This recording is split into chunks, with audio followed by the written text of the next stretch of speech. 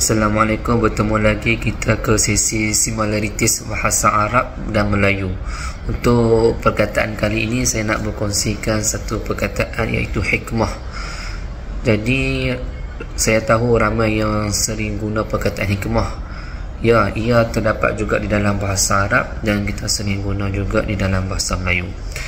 Jadi dalam bahasa Arab, hikmah ini membawa maksud sebagai kebijaksanaan, kefahaman yang mendalam serta keputusan yang tepat.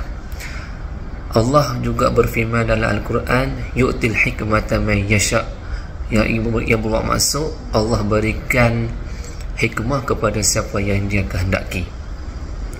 Jadi menurut tafsir ulama, perkataan hikmah ini berbawa maksud ilmu ataupun kefahaman yang mendalam dalam agama serta keputusan yang tepat.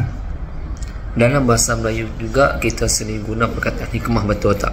Sebagai contoh, kita sering kata setiap yang berlaku pasti ada hikmahnya.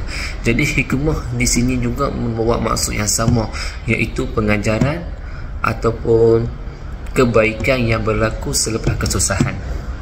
Jadi apabila kita menggunakan perkataan hikmah, kita bukan sekadar bercakap dalam bahasa Arab, tetapi perkataan ini juga sering digunakan di dalam bahasa Melayu.